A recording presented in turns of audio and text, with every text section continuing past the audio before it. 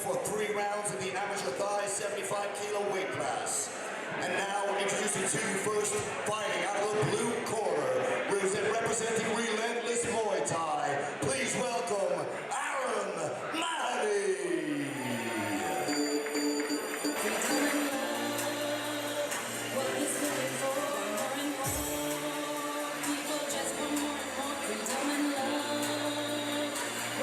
And now, ladies and gentlemen, introducing his opponent, fighting out of the red corner, representing Nak Thai. Please welcome Thomas. There is such a thing in combat sports as being too relaxed. Absolutely. Action taking place at 75 kilos. So what we would expect is a significant increase in power, maybe a drop off and less speed as the weights go up, maybe a little bit slower than the last matches. But it'd be interesting to see again the styles of these two fighters.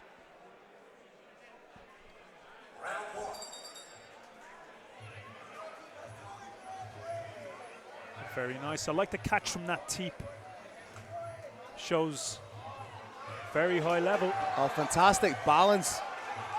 Very high level. Very nice clinch.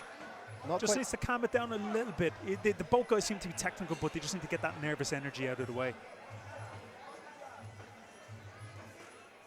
Fight taking place very much at kicking distance to start off. It's funny, these guys I would imagine have a few fights. Like you were seeing Mahoney there jumping over a sweep. Like that's stuff we see the pros do, both of the guys, and even then Thomas catching the teep. That's a lovely shot to the body. That's a big score.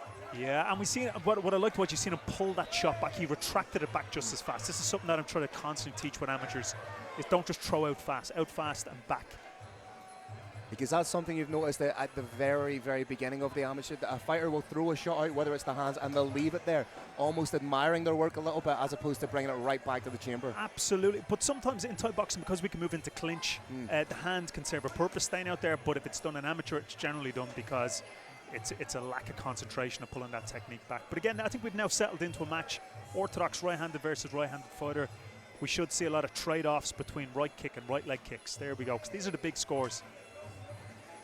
Mahoney in the blue corner needs to be careful of where he's leaving his head occasionally from time to time. He's overreaching a little bit when he's slipping, getting his head off the center line. Yeah, I'd like to see him use the teeps more as a defensive shot at the moment rather than attacking, because what the judges want to see is damage, but you pushing the opponent back. You're not necessarily scoring damage, and you're leaving yourself open to get caught and swept.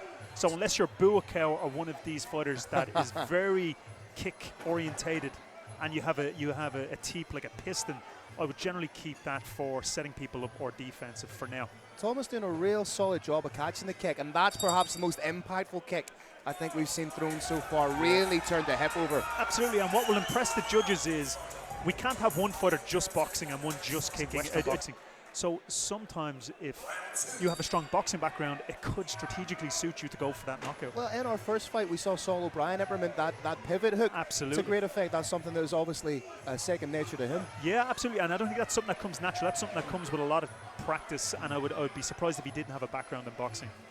Thomas doing a good job of catching Mahoney as he came in there. Good. If we could just see Mahoney trying to cross-check there, his lead leg cross-checking on the kick. It's balance again. Just don't commit. What people make mistakes in amateurs when they check kicks, they're too stiff. The check is to mitigate the power of the kick, not to go stiff as a board, because then that power is just going to push you back. Output has been up from both fighters here. Again, just going with the confluence of the fight. Yeah, as we see the power go up, we can see it get a little bit less technical. We can see maybe it being more emotively driven than technically driven. I'd like to see the guys keep their hands up again, set them shots up, throw a jab, fake, throw somewhere else, fake high, go low. That rear straight seems to be working very well for Thomas. Just as I say that, Mahoney throws up a beautiful head kick twice. Yeah. There we go, doubling up on that leg kick. Oh, I wouldn't be leaning down. That's a little bit of you inexperience there. I've seen it done before where someone has faked it. They checked the shin guard, and then they would have came straight back with a right cross. Now, I think technically within the rules, that's illegal, but I've never seen anyone get called on it. Really starting up the kicking game as both fighters. Nice straight right down the middle again. Combination work from Thomas. some great work. I would like to see them keep their hands up a little bit higher. It makes me feel like that if someone was winning 2 rounds out of 3, they could lose just from having low hands. Nice pop knee.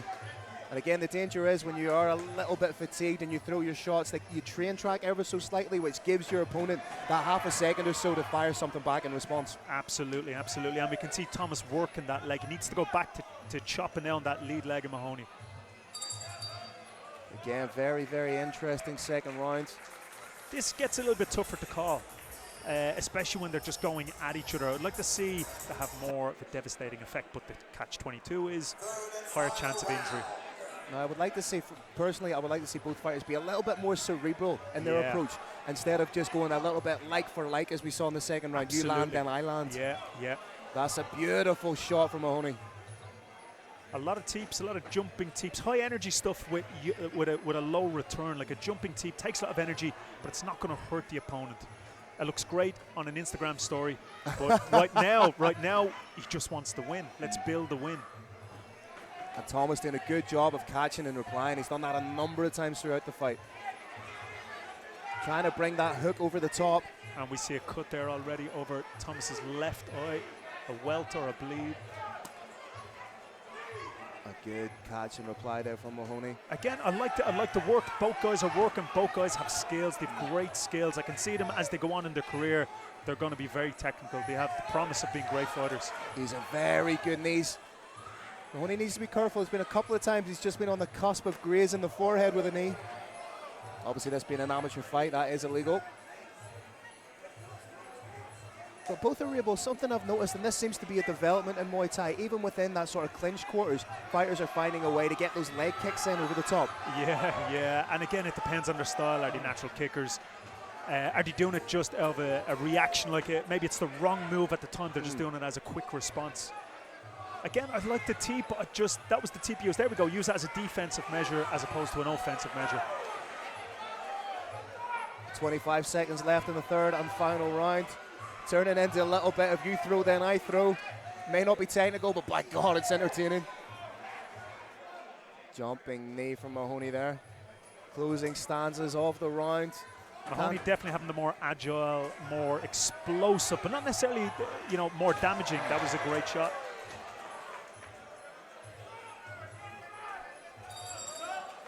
Great fight. Difficult one to score. Well, it kind of comes down to a great point you made. Well, we are going to find out right now. Let's show up to our official Terry Kavanagh and our referee, Mr. Lar Burn, for the official decision. A great show for us. After 3 great rounds, we go to judges' scorecards. All judges scored the bout in favor of your winner by unanimous decision, fighting out of the blue